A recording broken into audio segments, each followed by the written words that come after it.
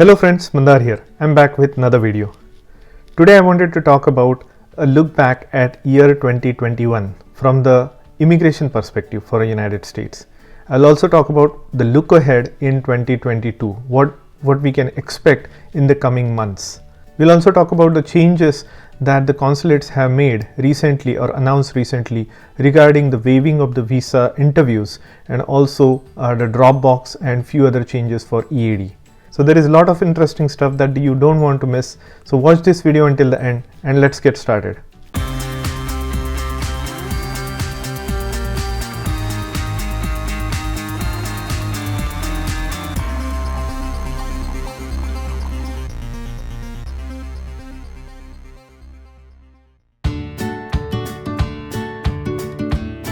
If you are here for the first time, welcome. My name is Mandar and I make immigration related videos for US and Canada. I'm not an immigration lawyer, so anything that I say on this video or on my channel is for information purpose only. And for your specific immigration needs, before you take any action, you should hire a competent immigration lawyer. Now, first of all, I wanted to say Happy New Year to everybody. It's been a difficult year, the second year in a row with the COVID restrictions that we all had. Although we enjoyed our life from work from home, we all knew that we had to go back to office at some point, and that's what our companies has been telling. And now with this Omicron variant that has come in, that has put a stall on that. But let's be optimistic for 2022. Let's think that this virus is going to go away, things are going to go back to normal as much as possible. And this will be a new normal, a good normal. And even from the immigration perspective, I'm hopeful that 2022 is going to be good for immigration in general, with a good sensible policies and not the nonsensical policies. Now with that said, let's look back at year 2021. From the immigration perspective, there are a lot of things that had happened. Some passed, some did not pass. Let's take a quick summary of what was. Now if you remember at the end of the last year 2020 and the beginning of the new year, there was a talk about HR 1044 and S386 bill. Those two bills were really important from the backlog countries perspective because it had to do with removal of per country cap. Now those, as we all know, those bills did not become a law. In 2021, those elements of that particular bill were added to few different broader bills, although there was no other separate bill that specifically addressed that throughout the year. So at the end of the day, the per country cap still remains and India is stuck with getting 7,700 visas and extended up to 18 to 19,000 visas per year. So that still remains. Then there are some Trump policy changes for H1Bs. For example, H1B were to be given to people with the highest paycheck. H1B also needed LCAs by the end clients and so on. So all of those policies that were going to come into effect, those were cancelled. So that was kind of a mixed news for H1B. Then there were social media impacts on green card processing for EB category. Remember, towards the end of 2020, there was a speculation that they will start looking at your social media profiles in order to adjudicate your green card. Well, that thing went away and many of you would have thanked for that. Then we started the year 2021 with Biden's immigration agenda. It was also called America's Citizenship Act. I had made a special video on 25 things to look forward to into this Biden agenda at the beginning of the year. There were very interesting things in that agenda. Some of them came to fruition and many of them haven't seen the day of light yet. Senate being in the 50-50 majority with VP vote and House being in absolute majority, I think they could have done a lot better throughout the year 2021. But as we all know, that did not happen. Some of the key things in his immigration agenda were amnesty for all. Basically, 11 million undocumented immigrants would have been put on the pathway to citizenship. So that was one of them. Then there was another one to allow the deported immigrants who were deported in the Trump era to be allowed to come back in and reunite with their family. There was a talk about increasing the number of H and L1 visas, but that did not happen either. Then there were a couple of things that were done to reduce the time frame of green card processing. As you all know, they extended the I-693 validity for 4 years until the end of the year, fiscal year, September 2021. They also waived interviews, which was a very good thing for EB case categories, because in the Trump era, all of the EB categories were mandated to have an interview, in-person interview. That went away. Then there was a talk about giving a pathway to citizenship to DACA and TPS. That still did not happen. And you may have noticed they have removed the word aliens from all the immigration documents. Now you will see non-citizens as a word. In the past, in a lot of my immigration document, the word alien was used, and that was removed by this administration. Then there was also a talk about the No Ban Act. Remember, President Trump had banned certain countries to allow into the United States. So Biden had this provision in this big bill. So basically that will place No Ban Act. So that did not happen either yet. Then there was a talk about increasing the diversity visa numbers. That did not happen. Then there was a talk about clearing the backlog with recapturing all the unused visa numbers for EB and FB category. That was still in the BBB bill and also the previous American Citizenship Act. So we'll see what happens in the future, but none of those things were changed as a policy. We already talked about removing the per country cap. That still remains. And then there was a talk about giving EADs to H1B spouses just like L1B. So that was in their original plan as well. That did not happen yet.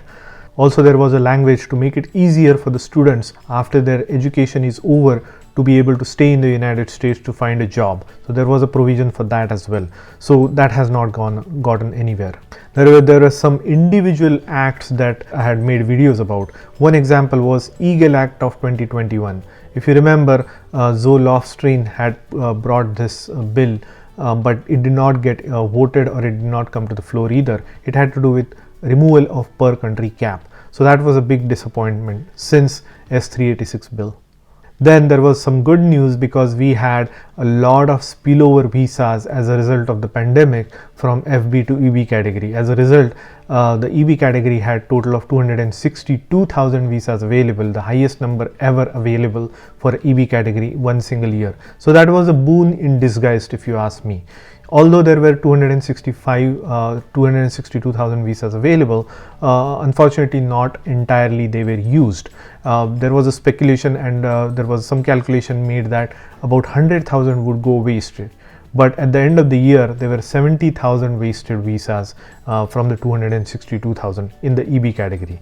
Now we also came to know that USCIS does not process the applications at the same pace throughout the year. They are very slow in the beginning of the year until the end of the second quarter, and then they pick up the speed in the third quarter and the fourth quarter. In the fourth quarter, they issued the highest number of visas for EB category, more than all three previous quarters combined. I don't know why they do this. They could easily maintain the same pace of adjudication for the green cards throughout the year, but that unfortunately does not happen, and we came to know about it from the numbers.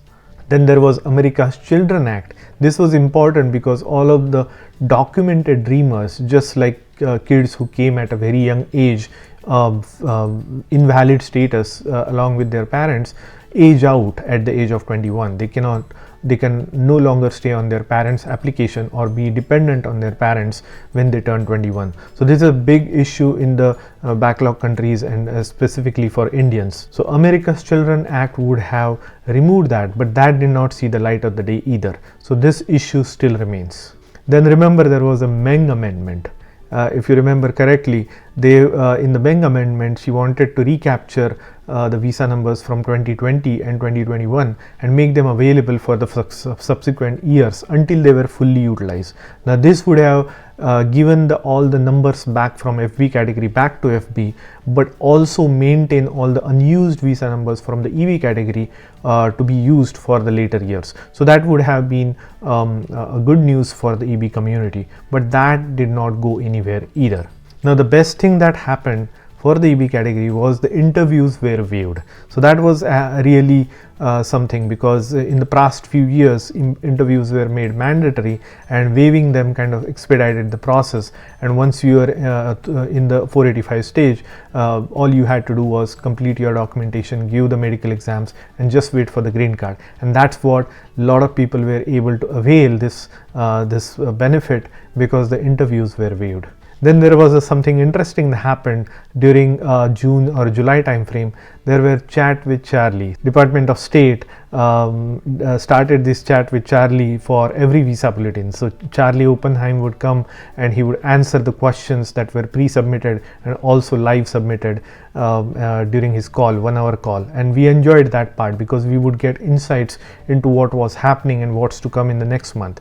So that was initiated. That unfortunately got cancelled since last month because Charlie was retired, and then the replacement, whoever it is, hasn't continued with that tradition yet. Maybe they will restart again in the new year, we never know, but I think those were very important. Then there was a questionnaire floating around that Department of State had responded to, and I made a video out of it that answered some of the EB questions. So that was kind of a continuation to the chat with Charlie, but we would really like to see those interviews coming back. And then the last thing happened in the last couple of months in 2021 was this Build Back Better Act. So this is, as you know, was passed in the House, but it is stuck in the Senate. Senate went through several revisions, Plan A, Plan B, Plan C. In all of these plans, the immigration provisions were removed from this BBB Act, or this is the reconciliation bill. Now the benefit of the reconciliation bill was they did not need 60 votes. They could have passed it with only 50 votes. But as you know, there are two centrist Democrats who are opposed to the amount that is being spent through these bills, and thus they're not going to vote on it. And Senator Manchin made it very clear that he will not vote on this particular bill. Now what remains to be seen is any version that comes up in the future, whether it will have those immigration clauses. So that's where Democrats were really pushing to pass this BBB Act and before the end of the year, but that unfortunately did not happen. So those were some of the highlights from the immigration perspective that happened throughout the year in 2021. Now we hope that things change around in 2022. So let's look at what are the things that could happen in the year 22. This is what the 2022 look ahead looks like from the immigration perspective. What I think is the BBB will come back in some shape or form. Now, Senator Manchin had already made it clear that he will not vote on the current version. So I speculate that the Biden administration and then the Senate Democrats will continue to work with Senator Manchin and come to some sort of a conclusion or consensus for the BBB Act. Now, mind you, it might be totally different than what we have been seeing. It may not have the immigration clauses at all, because as we know, the Senate parliamentarian had rejected them 3 times. So I don't foresee them being passed in any of the future versions of reconciliation bill. So let's see what happens with that, but some shape or form will come back and it will pass. I'm not very optimistic that it will have any immigration clauses in it. Another thing that I'm speculating is the priority for the Democrats in the new year is going to be the Election Act. So they want to make it easier for everybody to vote in the general elections, the upcoming elections. And they want to do it because the next year, 2022, is going to be the midterm election year. And it is very critical for Democratic Party to pay attention to the voters and win that election, because they don't want to lose their majority in Senate or in the House. So next year is all going to be about the election year. So they are going their focus is going to be this Election Act more so than BBB. They both will work maybe in parallel, but Elections Act is going to be their topmost priority in my opinion. Now there was also a talk about voting on the to remove the filibuster rule, which filibuster rule is basically making sure that you have 60 votes in the Senate instead of 50 votes to pass any major bill.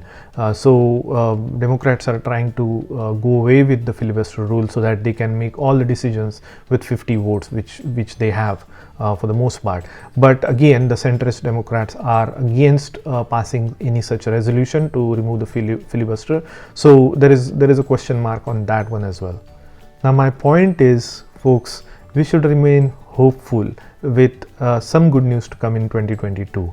We are in the process, we have been in the process. The immigration will always be in the back of our heads, but all we can do is focus on our jobs, focus on our life, focus on enjoying and being happy, and just be aware of what are the things that are happening in the immigration, so that you can take advantage of whenever things are in your favor.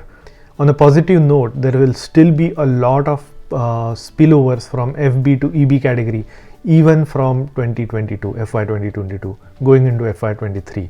So that is something positive, because these virus variants are not going anywhere. Consulates are still not at their full capacity. They are backlogged with their interviews and things like that. We'll still see a very high number, record number of visas available for EB category in the FY23. So that is something to look forward to. So I always say, look at the glass half full.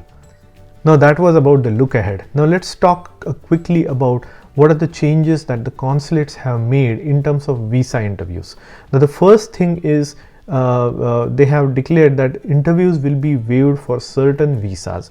Now they will be waived for across the board, H, L and O and so on and so forth. And for them, the Dropbox facility will be extended up to 48 months. So if you had a H1B, valid H1B that was expired for last 4 years, which is 48 months, you'll still be eligible for the Dropbox facility. Then H1B, H4, L, O, P, Q visa holders who meet certain criteria will get a waiver from in-person interviews until the end of the year 2022. Also, F, M, J visa holders who meet certain criteria will also have their interviews waived in specific conditions until the end of the year 2022. This is huge, because think about it. Those new students who got admission into the US universities who weren't able to go due to COVID, stuck here. So now they can avail the stamping process without any interview. So they can peacefully go and come back without having to make an appointment to the consulate to get their visa stamped. So if you had the visa before, that is the biggest condition, you could certainly get your restamping done and come back in a reasonable time frame. Now there is another good news for specifically for EAD. The USCIS will now grant up to 180 days of automatic work authorization or extension for H4 and L2 visa holder. This is huge, because if you had if your H4 EAD ended or your card expired, you would not be allowed to work, unlike the GC EAD. Which would have automatic extension for up to 180 days. Now that is being extended to H4 EAD and L2 EAD holders as well. So this is huge. The important difference is L2 visa holders will get automatically extended, while H4 visa holders need to apply for that extension once their EAD permit expires. So L2 EADs will get automatic extensions, but H4 EAD will have to apply for that extension. But both of them will get that 180 days. So those were the important points I wanted to really cover in this part of this video. This is the last video of 2021, and I hope that this retrospective from 2021 and look ahead for 2022 gave you some good information. So if you like the content of this video, please hit the like button and consider subscribing to my channel. Have a happy new year, safe new year, and enjoy time with your family, and I'll see you in the next one.